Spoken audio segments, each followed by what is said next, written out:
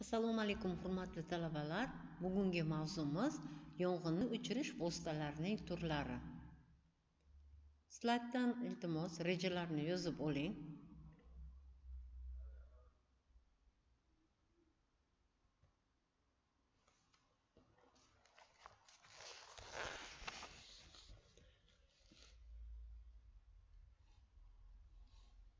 Yonish murakkab kimyoviy jarayon bo'lib, uning asosida yonuvchi moddalarning oksidlanishi, ya'ni reaksiyaga kirishi yotadi.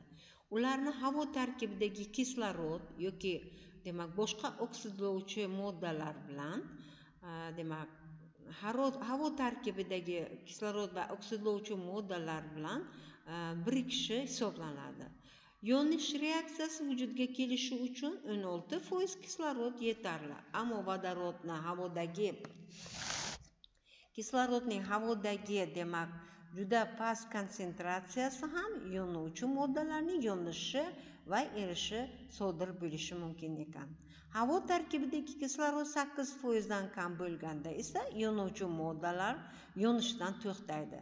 Yonishni to'xtatish asosiy usullardan biri yonish zonasida inert gazlarni, bug'larni va yonmaydigan moddalarni, aerozollarni kiritish yo'li bilan havodagi kislorod miqdorini, konsentratsiyasini kamaytirish hisoblanadi.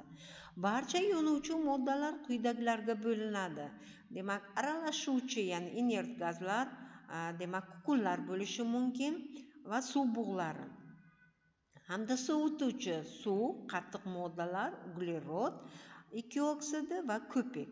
Himoyalovchi, ya'ni ajratuvchi, kimyoviy havo mexanik ko'piklar yoki uni aralashmasi, quyuqlashtirilgan suv, kukunlar tarkibi hisoblanadi.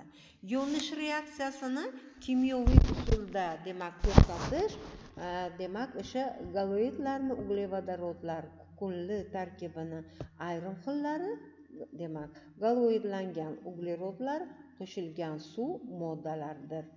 O't o'chirgichlar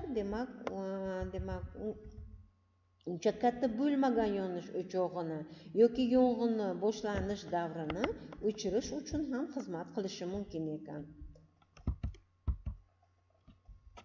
O't o'chirgich vositalarining qo'llanish xiliga ko'ra quyidagilarga bo'lib o'rganishimiz mumkin, ya'ni ko'pikli, kimyoviy havo mexanik aralashmali, gazli, uglekislotali, aerozolli va uglekislotali, bronmetilli. Uchinchi bizda o'sha ko'rinish kukunli, murakkab va boshqalar.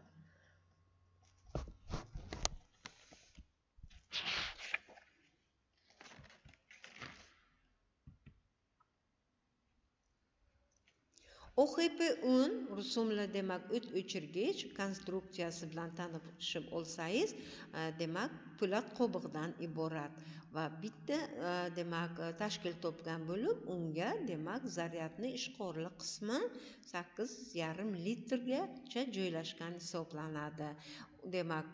Unda 400 gram gidrokarbonat, natriy suv aralashmasi va 50 gram solakali ekstraktlardan iborat hisoblanadi. Ko'pikni turg'unni oshirish uchun ishqorli qismiga ozroq miqdorda ko'piktirgich qo'shiladi.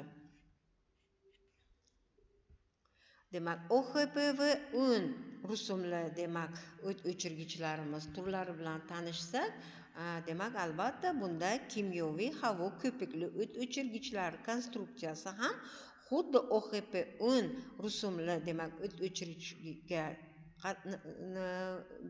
bo'lib, unda faqatgina farqi ularni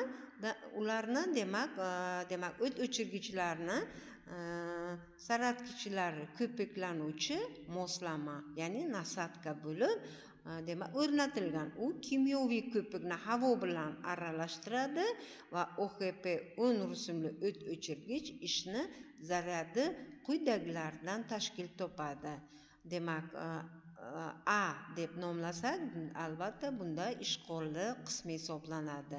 Unda 450 gram gidrokarbonat natriy ko'pik hosil qiluvchi, demak 500 santimetr kub va 8 litrli suv hamda demak 200 santimetr kub sulfat kislotasini suvdagi eritmasi va zichligi 1,51 ga teng hisoblanar ekan.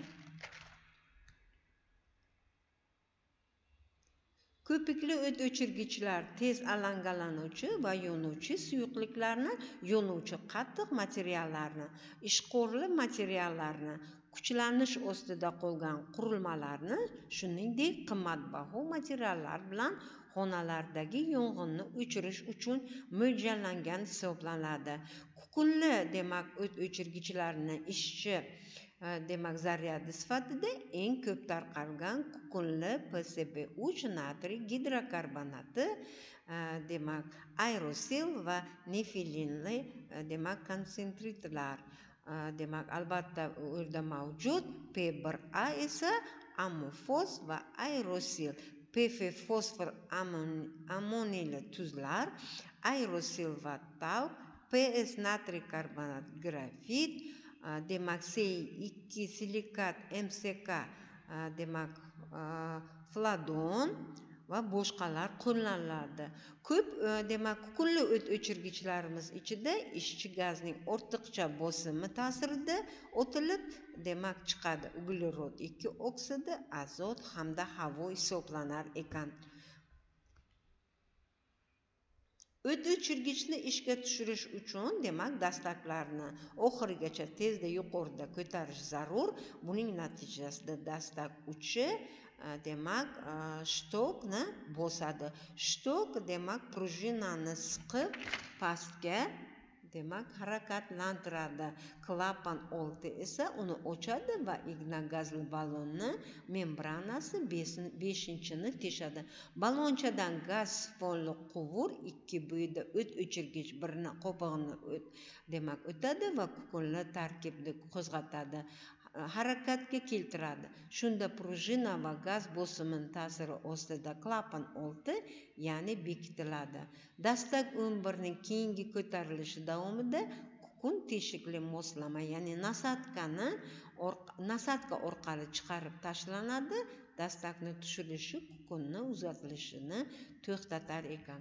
Hurmatli talabalar, mana slayddagi ba'zi bir o'sha qo'llaniladigan maxsus aravachada o'rnatilgan o't o'chirgich vositalari bilan tanishishingiz mumkin. Demak uglerod oksidli, brometil va aerozol o't o'chirgichlar, demak yuqorida aytib o'tganimiz uglik kislotali o't o'chirgich turlari, demak yordamchi o't o'chirgich vositalari, demak albatta bu vositalar bizda ishlab chiqarish korxonalarida yong'in o'chirish demak burchaklari hisoblanadi. O't o'chirgich texnikasi bilan tanishib bo'ling iltimos. Katta tezlikda o'z-o'zida ishlovchi parashokli shar bir toifadagi o't o'chirgichlar, demak massasi 1,5 kilogramm, o't o'chirish moddasi massasi 1,3 dan 0,1 kilogrammgacha, tashqi diametri 147 millimetrni tashkil etadi. Temperatura diapazoni 40-85 oz, yo'l qo'yiladigan tushishi balandligi 2,5 metrni tashkil etadi. Hurmatli talabalar, demak avvaldan biz qo'llab kelgan umuman o't o'chirish demak turlarida demak MP600A rusumli motopompani ham ko'rib turibsiz. MP800B rusumli motopompa, MP1600 rusumli motopompa, Geiger 1200 rusumli motopompa, demak Geiger 1600 rusumli motopompalar.